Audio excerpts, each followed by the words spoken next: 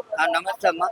రేవంత్ రెడ్డి ఎలా ఉంది పరిపాలన విధానం? చాలా బాగుందమ్మా. ఆ. కేసీఆర్ అంతా మోసం చేశాడు. ఆ. ఇప్పుడు మాకు 250 మహిళలకు ఇస్తుండ్రు. పింఛన్ ఎక్కువ చేస్తారంట దసరాకు. ఆ.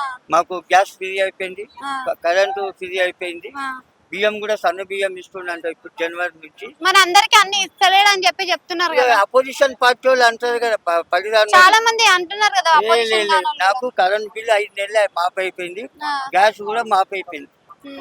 అపోజిషన్ టిఆర్ఎస్ పార్టీ కొంతమంది ఆయన మీద పగబట్టి అట్లా చేస్తుంది కాబట్టి అయితే రైతు రుణమాఫీ కూడా జరిగిపోయింది అని అంటున్నారు కదా. అంటే పేపర్ 100% అయింది. 100%. మళ్ళీ మరి ఇప్పుడు ఇస్తుండు వాళ్ళకు. ఉచిత బస్సు వల్ల ఉపయోగం ఉందంటారా మరి? మంచిగా ఉందమ్మా ఉచిత పథకం. కరెంట్ బిల్లు 200 వస్తుంది, మాపైంది. ఆ. గ్యాస్ 500 అయింది. అంటే ఉచిత బస్సు వల్ల ఆర్డర్లు ఎక్కువ అయిపోయి మరి మగవాళ్ళకి సీట్లే దొరకలేరు అని అది అంటున్నారు. ఉంటుంది కదా, మీరు అన్నది కూడా కరెక్టే కానీ కొంతమంది ఆడవాళ్ళు అంతా ఒక తీరు ఉంటారా? ఆ. జబర్దస్త్ జుంబా అంటారు ఆ. అట్లా. మీరు అన్నది కరెక్టే, వాళ్ళకి ఓపిక ఉండాలి. ఆ.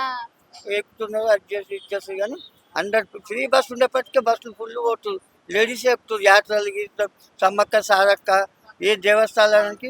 ఇక మా భార్య నేను పోయినాం సమ్మక్క సారక్క, ఆమె ఫ్రీ, నాకు 500 నయమే కదా అది. అంతే కదా. అట్లా కానీ రేట్లు పెంచుతున్నారు అంటున్నారుగా. ఇంకా పెంచలేదు, నేను పెంచినాక చూద్దాం.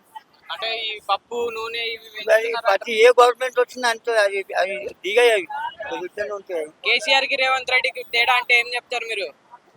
వాడు మినిస్టర్ అని అపాయింట్మెంట్ ఇవ్వలేదు. ఇప్పుడు ఈయన రేపటి నుంచి గాంధీ భవన్ లో సమస్యలు. నాకు కూడా 20 ఏళ్ళ కింద పట్టా వచ్చింది.